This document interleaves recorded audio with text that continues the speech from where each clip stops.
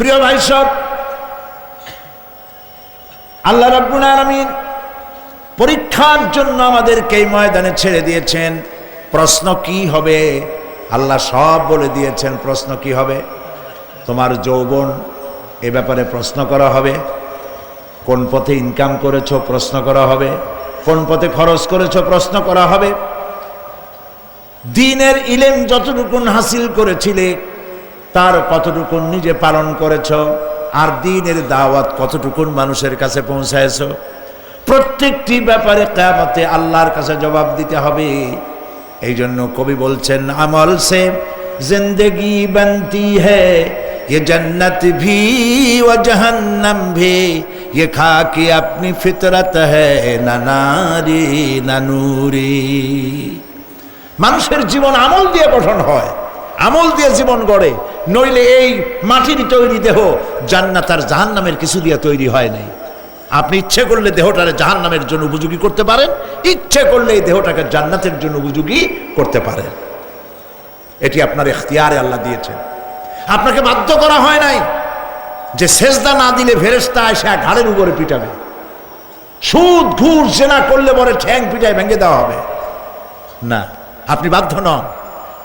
আপনি সম্মানিত জীব আল্লাহ, সম্মানিত প্রাণী আল্লাহ পাকের, সেই জন্য মানুষকে বাধ্য করা হয় নাই। অটোনোমাস বডি, অটোনমি দেওয়া হয়েছে, আপনাকে স্বাধিকার দেওয়া হয়েছে। চন্দ্র সূর্যের ব্যাপারে স্বাধিকার দেওয়া হয় নাই। রাত এখন 7:35, সূর্যের বাপেরও ক্ষমতা নাই বাংলাদেশে এখন উকি মারে, ঠিক কিনা? সে এখন আমেরিকায় রোদ দিচ্ছে, তাপ দিচ্ছে আমেরিকায়। ওকে নির্ধারণ করা হয়েছে যেভাবে, সেইভাবেই করতে হবে। পানি বলেন, পাহাড় বলেন, পাখি বলেন, চন্দ্র বলেন, গ্রহ বলেন, নক্ষত্র বলেন, সব জিনিস বাই হুক অ্যান্ড ক্রুক আল্লাহর হুকুম মানতে বাধ্য। কোরআনে কারীমে আল্লাহ পাক বলেছেন, আফা গায়রা দীনিল্লাহি ইয়াবগুন ওয়া লাহু আসলামা মান ফিস সামাওয়াতি ওয়াল আরদি তাওআন ওয়া কারহা। আল্লাহর দেওয়া জীবন ব্যবস্থা ছেড়ে দিয়ে তোমরা কি অন্য কোনো মতবাদ তালাশ করো? ওয়ালাহু আসলামা মান ফিস সামাওয়াতি ওয়াল আরদ, অথচ আকাশে যা আছে জমিনে যা আছে সব আনুগত্যের মস্তক আমার সামনে অবনত করে দিয়েছে। সুবহানাল্লাহ। মানুষকে আল্লাহ পাক ইখতিয়ার দিয়েছেন, ইচ্ছে করলে মাহফিলেও আসতে পারেন, ইচ্ছে করলে সিনেমাও ঢুকতে পারবেন, অসুবিধা নেই। অসুবিধার জন্য কিয়ামত, ওখানে হিসাব হবে। এখানে আপনি সূর্য চন্দ্র ফেরেশতা, ফেরেশতারও কোনো মাজাল নাই, কোনো ইখতিয়ার নাই আল্লাহর হুকুমের বাইরে কিছু করে।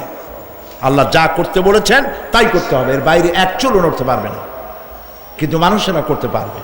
মানুষ ইচ্ছে করলে নামাজ রোজা ছাড়তে পারে, ইচ্ছে করলে আল্লাহরে অমান্য করতে পারে। এটা তার বিচারের জায়গা না, এটা হলো পরীক্ষার জায়গা। এটা কিসের জায়গা? পরীক্ষার জায়গা। এখানে আপনি কামাই করলে ওখানে কিছু পাবেন, এখানে কামাই না করলে কিছু পাবেন না। আরো সোজা করে বলি,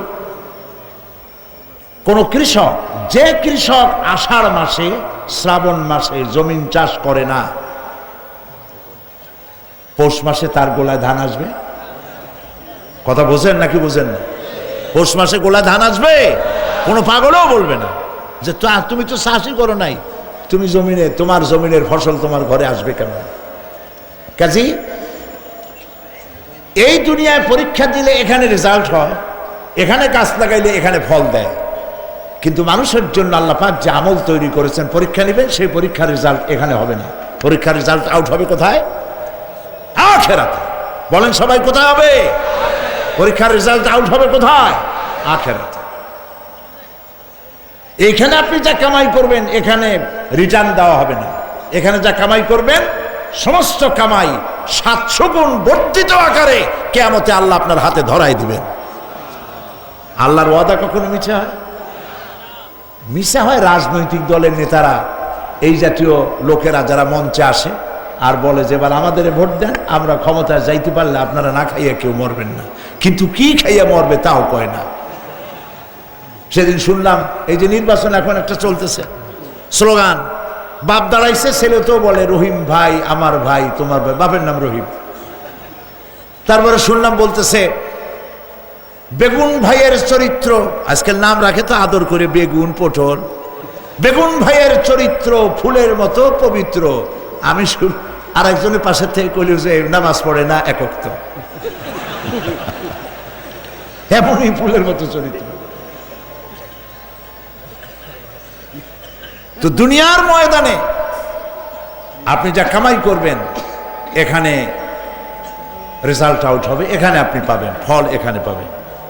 যা করবেন এখানে গাছ লাগাবেন, ফল লাগাবেন, এখানে পাবেন।